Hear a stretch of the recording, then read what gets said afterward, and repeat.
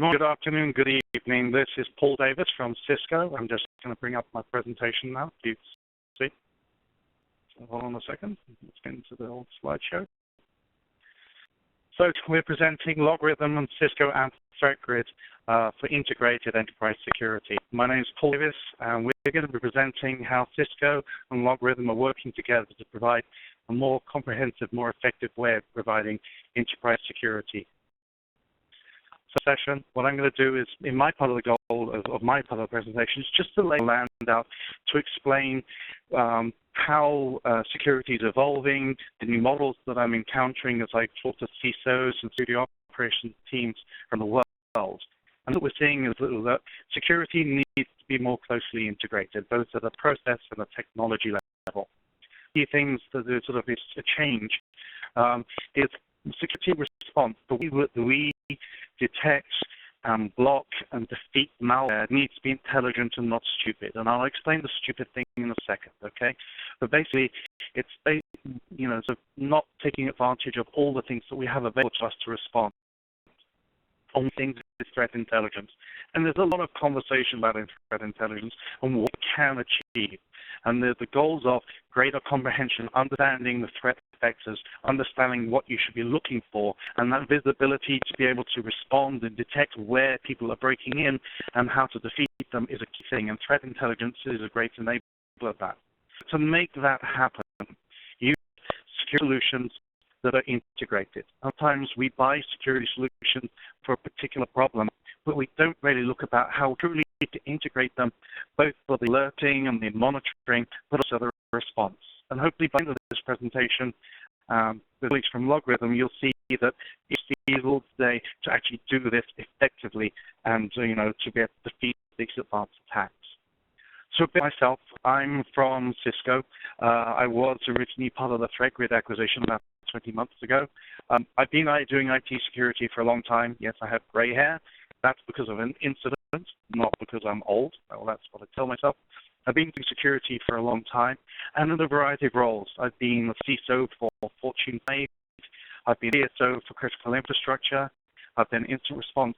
And we and my team, we've built and run and managed and developed about 4 security operations around the world, and we're continuing to do that outside Cisco.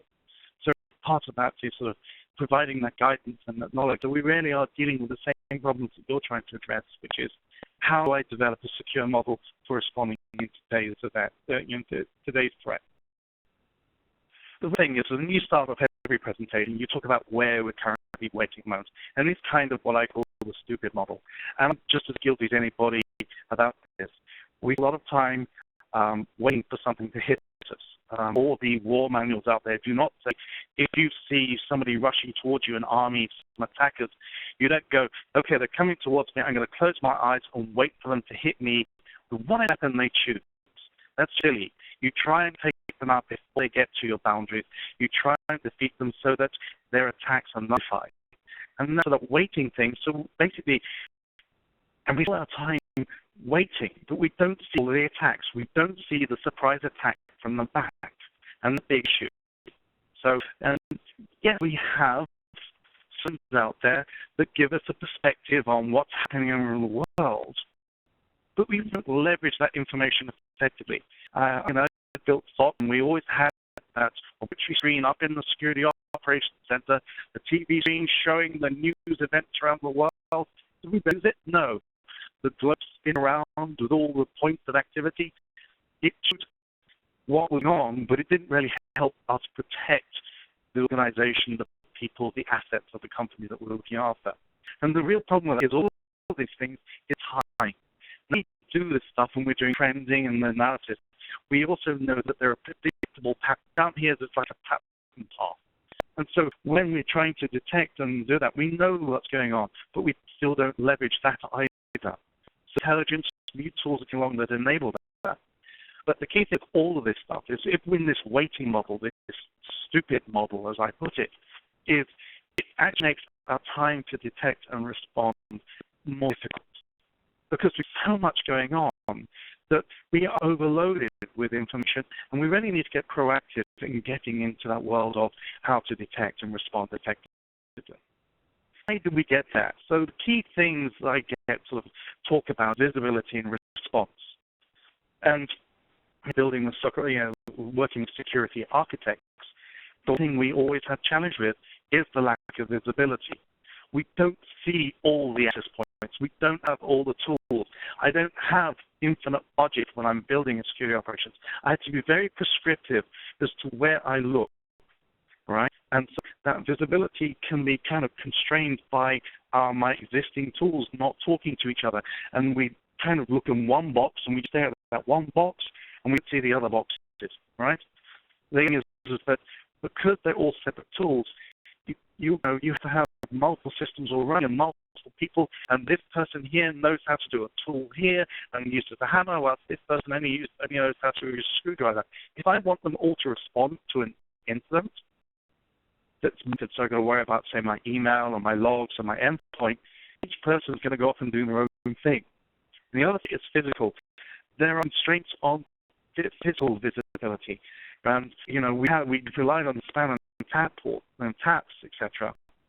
Give us a point of visibility. But in today's world, we're actually getting more and more data, and we need the next generation of log management and response and creation because there's so much data coming in. We need tools that are agile, but not only do that, but work together to give you that coordinated response. This response is another part of it. So if I go and talk to a security operations team, or I come in and somebody says, you need to move from being reactive to proactive. And we look at them and says, look, I don't have time to think about reactive. I've got this task, I've got this alert, I've got this audit plan, I've got all this stuff going on. And so we're always in crisis mode. And yet it's great to think about being in proactive, but how much work to do? We're rushing around, we're responding to all these events. It's a hassle. And the problem is that we might have multiple attacks, but what we do is we just focus on one attack. I don't have the understanding of the visibility of the fact that there are multiple attacks going on. And we just focus on this one thing, like green images workstation. So what happens? We focus on this one thing, we focus on this one tool. So we start chasing this monster and we're going to defeat this piece of rogue malware. What actually happens, because we have the visibility and the tools to give us that sort of ability to manage the threat life cycle, we end up starting being chased by the malware. We're always in react mode. And some of the reasons that I see when I talk to security teams and architects and CISOs and sometimes the executives about why this is such a challenge. Now, to be effective, you really need to think differently about security. And when I joined Cisco, they came up, I don't know if you know Cisco, but they were renowned for acronyms. The acronyms were BDA, and I'm like, what the hell is BDA? It sounds before and after. And I mapped this to my world of security, where it's basically there are 3 phases for security operations and response and stuff like that. The one you protect against the known, right? And in G, that's being virus signatures, but things we know, bad URLs. But the intelligence has always been kind of, restrictive. But it's a good model because it basically stops you worrying about stuff that's not be bad and focusing on detecting the unknown. I'm blocking the known here. I now have the time to actually detect the unknown, suspicious. I see a file doing something weird. What do I do with it? Okay, so I look at it and I need data so I can get all assets I need, like all the sticky fingerprints. I need to have the sticky footprints, so I need tools that can take that data and go hunting and go kill the thing. So this bug up here is going to be dead. So what does it take? Well, feeds. Now, there have been feeds in the past, and one of the key problems with feeds in the past is you just have to trust them. And when I talk to people nowadays, threat feeds, people don't trust them because they go, one question they can't ask is, why is this bad? Because the screen showing all this activity is not a lot to use to a security practitioner if you don't know why they said it bad. This URL is bad? Why? Key thing. So today, the next generation, I'm not going to use the word next generation, but the new needs directions is to give you greater context and understanding why, for example, we're blocking this. Because, for example, it might have got through. You also need fast access tools that give you all the information that you need in an easy-to-understand framework, a user interface where, your people monitoring the day-to-day stuff, you're looking at the screen, why is this bad? simple stuff. And when you get these, like indicator compromise, these footprints, you need tools, real tools that can actually help you gather that data, go hunting, and then correlate and then remediate. So really, for me, this is moving away from the stupid model, intelligent model. And intelligence means that we're being economical with our resources and our people.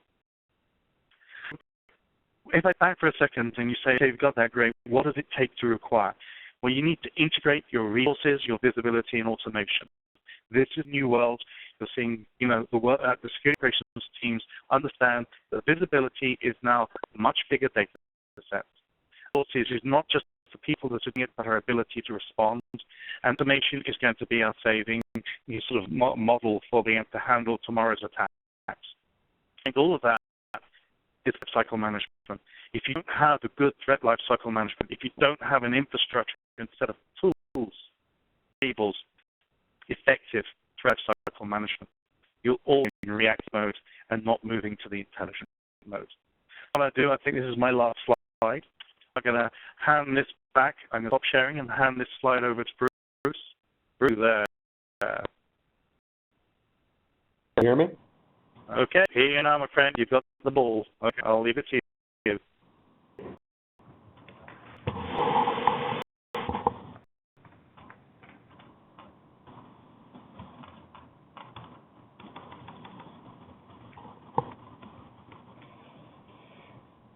All right, well, Paul, thanks for the great intro to threat intelligence. And to answer one of the questions in that, yes, I have a use case demo coming up.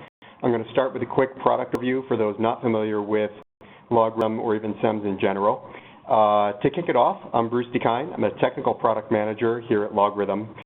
And my focus is on the core SIEM. So I work with our intelligence platform, driving deeper integrations for the most actionable context we can get. A big part of that's working with partners like Cisco, and I'll touch on our partner strategy in my LogRhythm overview later on. We also have Greg Foss from our labs department. He's an expert in security research and a great advocate for Threat Grid. He and our labs department use Threat Grid in their day-to-day operations, and Greg also spearheaded the SmartResponse, which we'll demo later on. He'll be on the line and available for Q&A, so send in your questions to go. So I'll start with what is LogRhythm. At its core, it's a SIEM, Security Information Events Management. We're a security intelligence company out of sunny Boulder, Colorado. It's currently snowing here as I speak. And we only do security intelligence, which is why we have a focus on partnerships. SIEMs are all about pulling in as much data as possible, then determining what's relevant. So partners like the one we have with Cisco allow us to focus on our core value proposition, which is min-detect, min-time respond, while delivering our max customer value. What do I mean by security intelligence? Our unofficial slogan is, they will get in, they can be stopped. And Paul already spoke about the protect, detect, defeat. This really aligns with our bread and butter. So on the slide here, I just have a scale of a typical sophisticated attack. We all know these attacks are getting smarter. Modern attacks use holistic attack surfaces, which means they take time, which is good for us because it gives us time to detect and to respond to all compromises. The first stage is reconnaissance and the initial compromise. So that can be everything from spear phishing to dropping USBs in parking lots. We actually did that at sales kickoff. Greg put together some nice custom malware on a USB and dropped them around our sales kickoff to help with corporate education and help our entire company understand the threat landscape a little bit better. Once an attacker's in, they get into the system, identify a target, and finally exfiltrate the data. That's the process that we want to stop. So with LogRhythm, we hope to stop the attack before they get to the command and control. A perfect example of this, you're probably aware of the target breach. So they got in through the HVAC system, moved laterally until they got credit card information, and then exfiltrated. And that was on the order of weeks, not hours. So with a typical breach or attack, at the enterprise. If we can stop it right after the initial compromise phase, we can prevent expensive, poor press data breaches. Now, models operate on the notion that not every threat can be prevented. So our core value prop is that means to detect, minimizing that, as well as minimizing our time to respond. So do this. It all starts with LogRhythm Labs.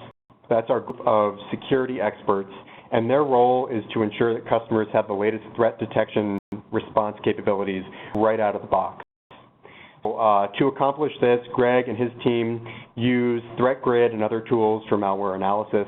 And sometimes it's not enough to just run malware in a sandbox.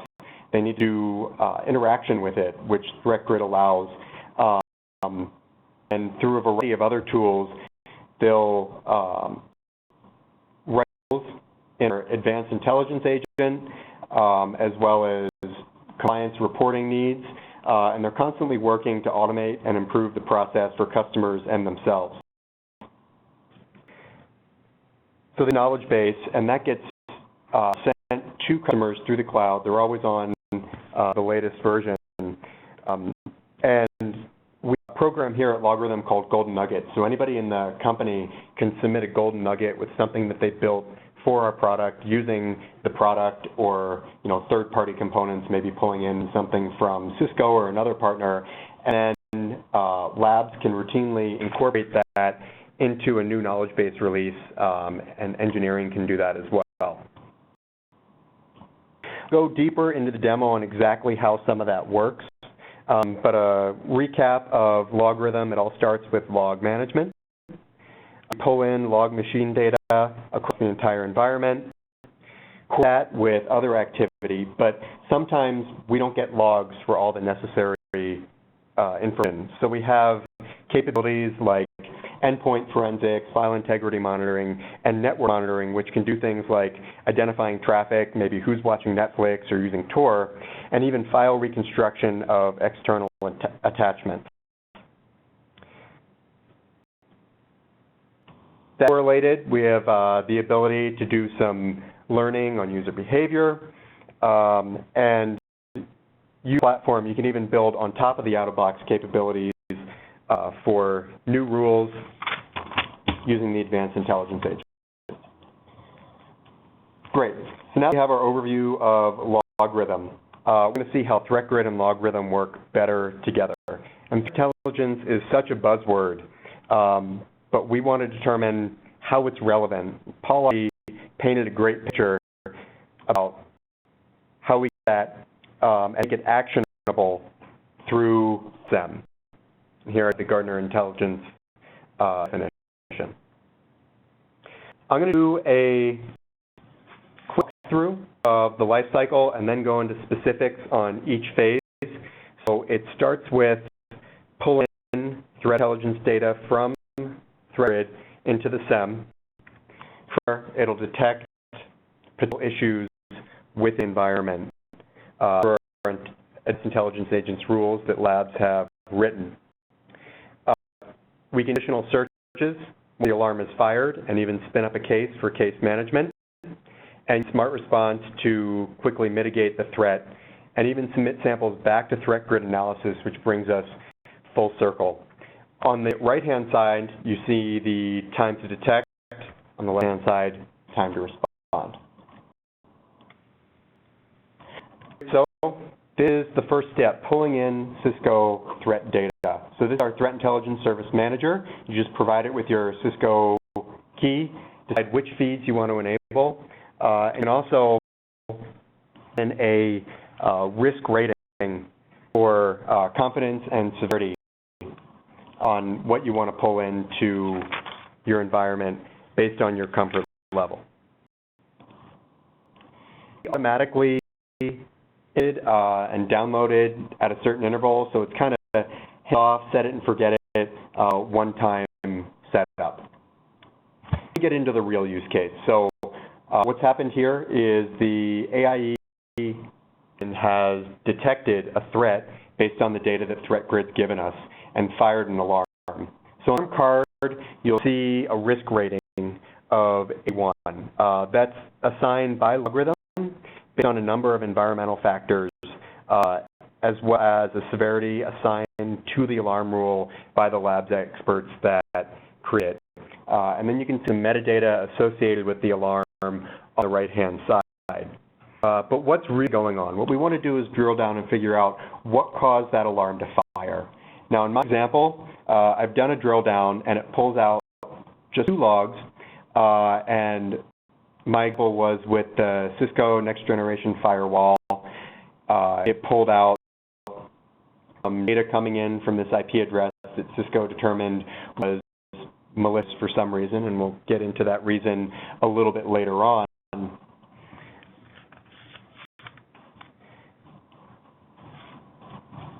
Now, these events don't seem too suspicious. So let's do a little bit more investigation. All I'm going to do is pivot on the impacted host, and you can see this internal address, and I'm going to look right after these firewall rules were detected. So that's into search and case management. In my search, I discovered that on the impacted host, I had a couple interesting file monitor events. The first one was an access success to some sort of strange executable, and then I have a failure to a document. You know, maybe it's a sensitive document that an executive has on the machine. On its own, nothing's really highly suspicious. This could be normal day-to-day activity, but it has told us this address is associated with malicious behavior, and now on the host, we have some other suspicious events. So let's start a case. I've just entitled it Spear Phishing. I'm going to add my alarm to it, and on the right-hand side of this, you can see a small case dialog with the alarm inside, and I have the ability to add these logs to it. Paul talked about visibility and not only systems talking to each other, but people talking to each other. So these cases that are visible to all the analysts allow everybody in my security operations center to be on the same page and to be up to date on what's going on. So as shifts change or people switch in and out, this can be escalated through different people without losing too much context on what threat is. You'll notice on the alarm I have a SmartResponse action available. So then to the responding of this incident, what I've done is approved the scan response for Threat Grid, and that kicks off a search in Threat Grid's environment, which provides not only me, but I can send it to my entire security operations center, the context to why Threat Grid said this was malicious. I've cut off some of that context here just in my screenshot, but it walks through everything that was associated with this IP address in their system, and then I can go back and add that to the case. Furthermore, now that I know this is a malicious sample and have some reason to suspect that there's something going on in this box, I could deploy other smart responses like endpoint lockdown, which would sever all the network connections on this box to prevent a data breach. And this minimizes my time to respond through automated or partially automated, even if I need to approve it, which buys me the time to be able to do further investigation and make sure no other resources were compromised, continue my case.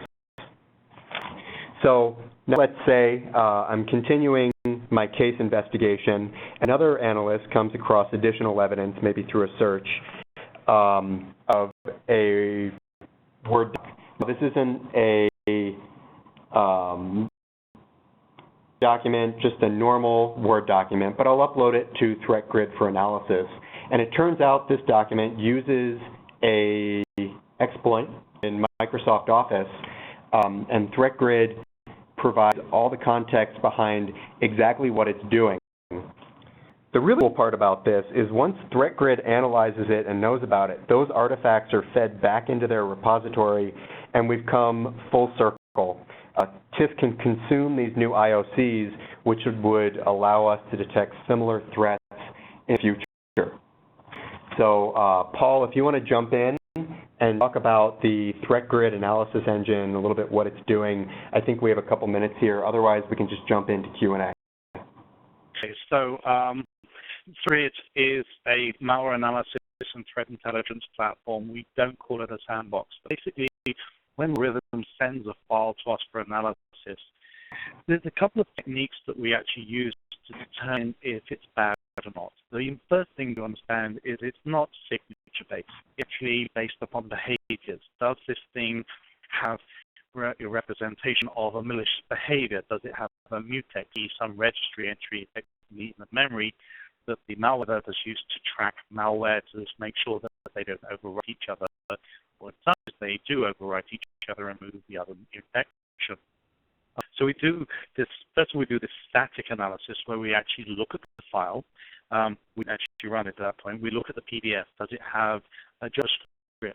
If Microsoft Word, does it have PowerShell, for example? And we do all these sort of assessments to make an initial sort of determination on its construction. Going back to the dinosaur analogy, the analogy of, you know, you can get a dinosaur bone and kind of map out how it looks, but you don't actually know how it walks, what it sounded like, etc. So what we do is we take our dinosaur, our piece of malware, and we run it in a protected environment where we can see everything, but it can't see us. So other systems have indicators that show that they're there. Malware writers try and hunt it down. There's nothing there. So we do see all the network traffic, we see all the files, we see the registry, we see the bootleg being modified, all those things that malware still gets up to. The other day, even saw one modifying autoexec.bat. And for the old people in the world of Windows and DOS, you go, wow. So we do this analysis, and then what we do is we gather megabytes of data. So we've tracked everything. We even include the video, so you can actually see what happens. And then put it through our behavioral analysis engine. And there's about 570 growing different rules that we have that detect badness, right? So if, for example, you look at the screen here, there's behavioral indicators, unfortunately not expanded, but basically we explain in plain English why a document creating an executable is bad, why a document sharing network communications, and in fact an IP address is really unusual. And one of them you might have seen on the LogRhythm screen is the severity and confidence. So here's how bad it is. And confidence is how sure are we that we think that this activity hurts. So some things in a difficult, we're kind of always, we're not one of these people that says this is always, I'm only going to tell you if it's bad. If it's suspicious, you want to know about it as well. Remember the analogy, you want to know about the unknown. So what we do is we do the analysis, and we also roll it up to a threat score. So a threat score of 100 is known malware. 70 is really suspicious. And if you saw, remember in the LogRhythm comparison screen, you can set thresholds of you want to respond to that stuff. The crazy thing about this is all that megabytes of files that we store, all the indicators of compromise, we index that and store that. So you see up here, it's highlighted in blue, that let's say SHA-256. You could click that and see other people that have submitted the same file. You don't actually know who submitted it. It's all anonymized. But see if other people, are you targeted, or are is this part of a campaign? So you get, and maybe they change their modus operandi, because malware changes over time, and they might use the same IP address as the domain, but they might change the instructions. So take that data, and with LogRhythm, you can then actually go hunting for the other indicators of compromise. You get that bigger context. And big kind of maturity growth step, where you stop looking at the individual and look at the bigger picture. So that brief introduction on Threat Grid and that value and all that data we generate then comes back into the feeds, which then enables you to more effectively respond inside LogRhythm to those threats. So back to Bruce. All right, I think I'll just wrap with our summary in threat intelligence. So earlier, Paul talked about the systems talking to each other. There is so much data in the system, and there's so many tools at your fingertips that you can use. Where do you start? And things like the risk rating on the alarms and just having an alarm in general, a starting point for what you should prioritize, and the ability to drill down, search laterally, and then go back into Threat Grid and say, is this malicious? And not only is this malicious, but why is this malicious? And use that as a human capability to say, okay, there's a pattern associated with this. Is that pattern appearing in my environment along with this threat? And be able to detect even more intelligent threats.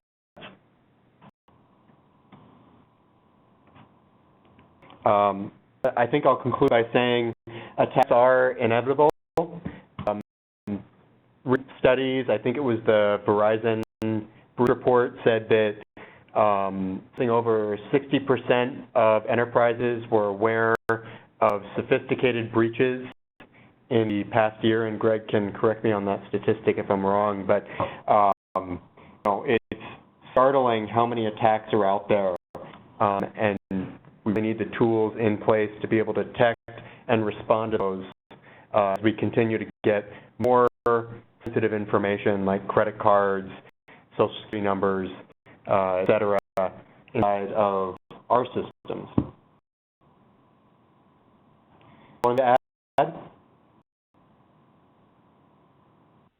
Sorry to find the unmute button. No, I mean, this is very, very, very important. So, to do this is the only way we can effectively survive in tomorrow's world where there will be more and more threats and more attacks.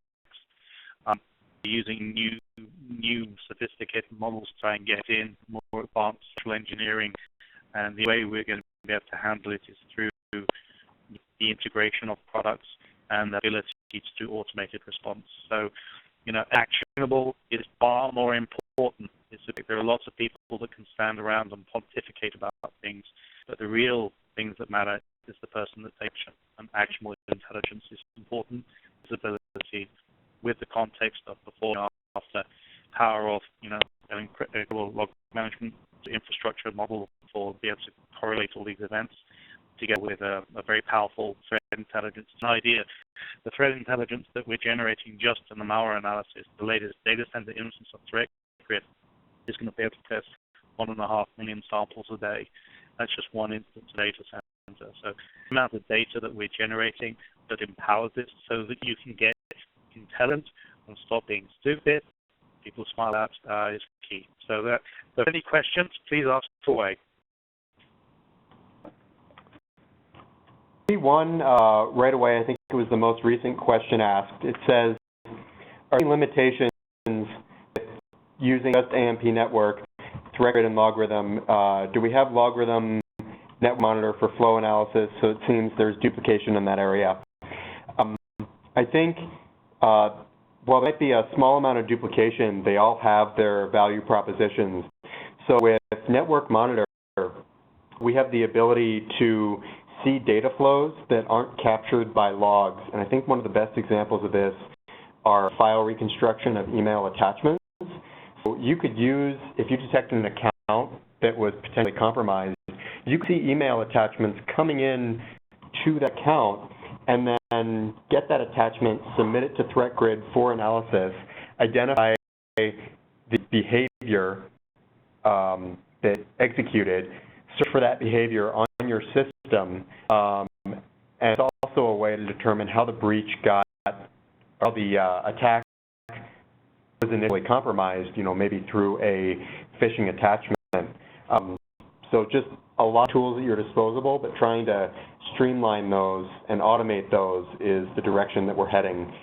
We've got a great start with the SmartResponse, and there's even more that we want to do with that SmartResponse to be able to submit files for analysis automatically based on a number of different rules. Anything you want to add on how we can use Network Monitor and Threat Grid? Right. So the thing with Network Monitor is it gives you the ability to look into network data as it's flown across the network. So basically, we take a lot of that metadata and mine it for indicators that we could use to plug into something like Threat Grid and analyze it. So one of the things we've been working on a lot lately is automated file reconstruction on the fly. So one of the nice things there is, say, like we get a macro-enabled document. That's something, we should be blocking first and foremost, but if we're not, there's valid business reason to have that. That's something where we could do an automated submission of this to Threat Grid to see what it actually does up there, get a report back, and try and proactively respond to this. and gather additional intel on, like, say, where this is beaconing out, what interactions it's doing, things like that, so we can take those indicators and add them back to our defenses, such as our firewalls, our SIEMs, things like that. I sort of come in to me privately, and I'll just sort of try and read it. In the context of threat detection with Threat Grid, many Microsoft Office and Adobe documents now open connections to CDN-hosted servers that are part of Adobe or Microsoft because of things like Office 365. CDN servers is currently flagged as compromised. Usually, malware analysis will create a high score for the file. Will Threat Grid reevaluate the file, or will it permanently flag the hash value for that, even though the file might be clean? But associated CDN is suspect today and might not be tomorrow. I'm basing this from personal experience with MMA. Yeah, always fun. So the first thing is part of an ecosystem inside Cisco where we have multiple sort of feeds of threat intelligence to make it a better product. For example, we have Talos, who's our human intelligence team. They actually go off and analyze files, and they are also marking stuff. So, for example, I seem to be targeted the Lockheed malware on one of my sort of honeypot accounts, and so all of a sudden it says Talos has tagged this as Lockheed. And so I'm like, oh, I'm lucky, aren't I? But we also spend a lot of time whitelisting, making sure that we don't mark things. Because a lot of times, like, for example, malware will do tricks to see if it has internet connectivity, Google, and other techniques.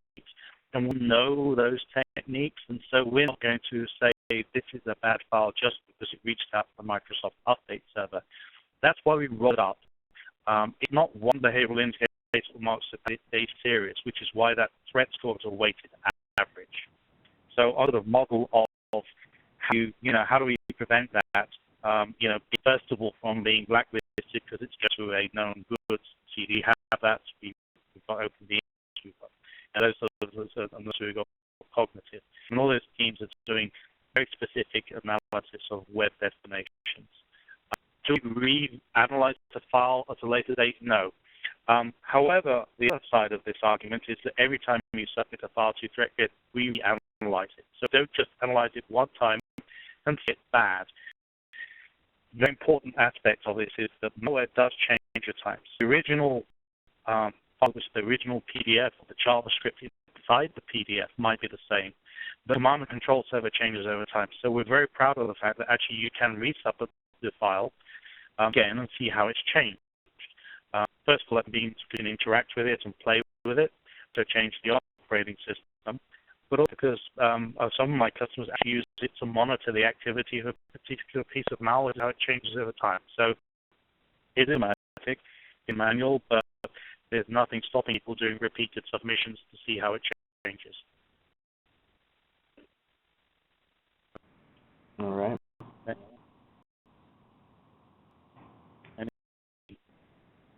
A couple questions on the endpoint lockdown that I mentioned.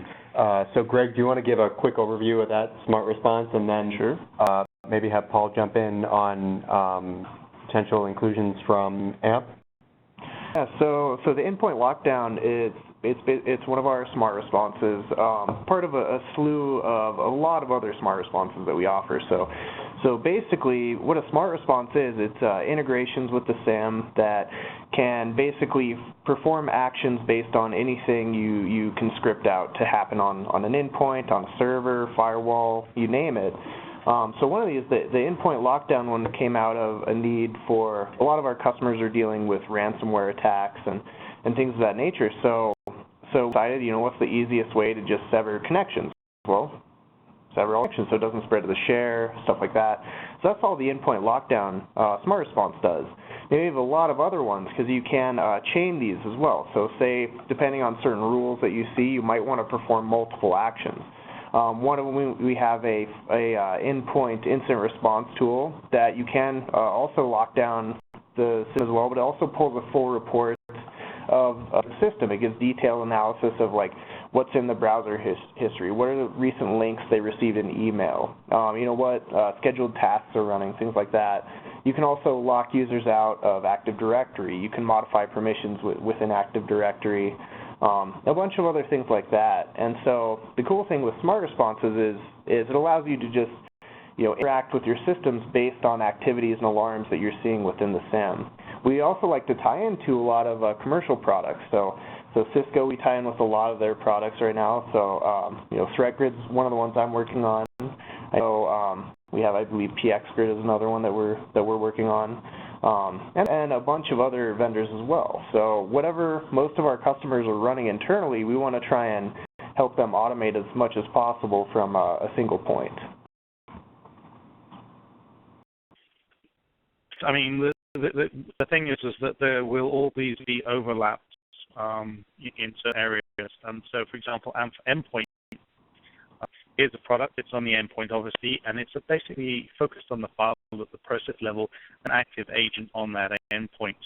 And it's going to be basically tracking the behaviors of the data as a file launches for the first time, etc. And it will query another threat intelligence source inside Cisco called the AMP Cloud to determine whether it's good, bad, or unknown. And it does depend upon your architecture about which one, which model fits your world. AMP is a great product for being able to detect the unknown and start taking action straight away, but still need that visibility. So you still need the lockdown capabilities that we were talking about in LogRhythm, and also that cognition and the other threat intelligence sources. So you're really kind of creating a 360 if you combine the products together. But each time, to be honest, it's a security architecture discussion as to what's your model. And the key thing for me is, and the mention of PX Grid. PX Grid is an open standard that Cisco has given out to the IETF, I think it is. And it's a great way of, in product, sharing threat intelligence together so that they work in harmony. Remember I talked about, we really need our products to react together. And that you, as the people who are using the products, it's not, okay, which console do I go to? Okay, it's that one. And what's the command? Oh, yeah, and you go to the next one. You really need that integration. So, the solution that's being demonstrated today between LogRhythm and Threat Grid and with PX Grid is a future thing. We're really all trying to do the right thing and, hit the requirements. Cisco doesn't have all the products, and LogRhythm is a great, sort of alignment with us on the capabilities they provide. And so just have to work that through. It's a really weird question and answer, or not a weird answer, but you really have to sit down. But all of them can fit together to create a nice, holistic security posture. Yeah, that's great, Paul, because that's one of the things like we've noticed is there's not just one solution that's going to solve all the problems, and that's why the more we can integrate with everything that we're all using within our separate industries, I think the better everything turns out. So. Yeah, I mean, as a CISO, an ex-CISO, the investment you make in bringing a product in, you're not just buying the product, it's learning it, it's putting into your workflows and swim lanes. You can't just throw that out. And so, you really you can't just say, let's strip something up and put something else in. It's a painful journey and very expensive. And also if you're looking at new products, how well are they going to fit in with your existing infrastructure? Because we've all got to stop thinking about, hey, I need a solution to fix this problem and just not worry about the rest of it. It's just not going to work in today's world. Everybody's doing APIs. Okay. Yeah.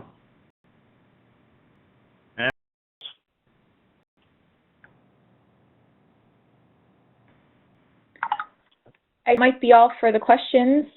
So thank you everyone for joining us today. And we will leave the window open. If you have more questions, you can put them in. But that's it for our presentation today. So thank you for joining us. The slide and the presentation will be sent out in a follow-up email next week. Thanks again.